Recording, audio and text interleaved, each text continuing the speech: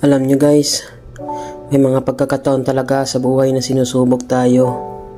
Hindi sa kung gaano karami ang pera natin, hindi sa kung gaano kaganda ang buhay natin, kundi sa kung paano tayo handang magsakripisyo para sa mga mahal natin.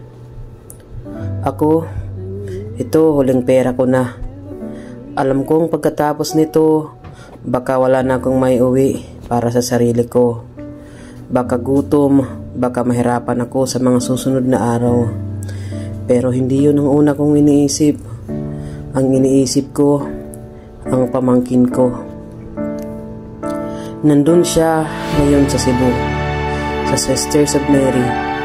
Bata pa siya, malayo sa amin, malayo sa kanyang pamilya, at higit sa lahat, malayo sa yakap ng mga magulang niya na hindi makapunta dahil kapos din sila. Naisip ko, paano kung dumating yung araw ng bisita at wala siyang makita?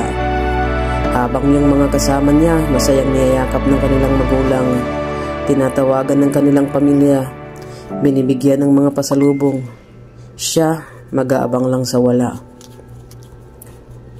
Masakit, sobrang sakit isipin na baka maramdaman niya na nag-iisa siya.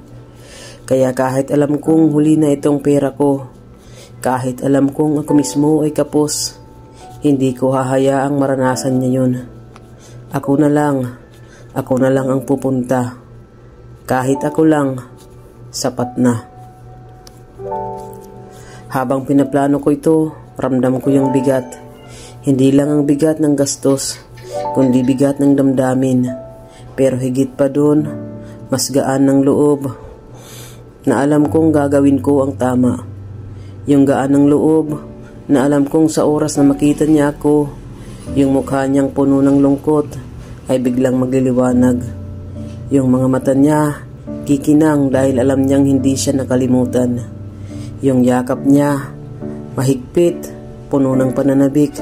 At doon mararamdaman ko lahat ng pagod, lahat ng sakripisyo, sulit na sulit. Minsan kasi akala ng tao, sukatan ng pagmamahal ay kung paano karami ang naibibigay mo. Pero para sa akin, ang sukatan ng pagmamahal ay kung gaano ka handang magsakripisyo kahit wala ka na.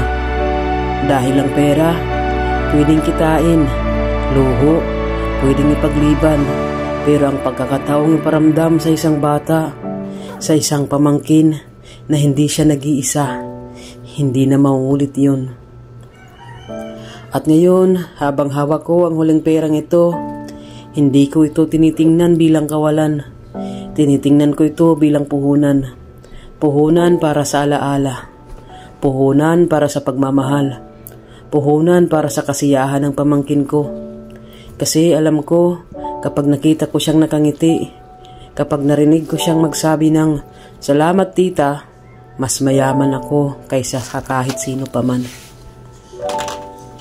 Sa buhay, darating at darating ang pagkakataon na pipili ka. Sarili mo o ang taong mahal mo. At ngayong araw na ito, pinili ko siya.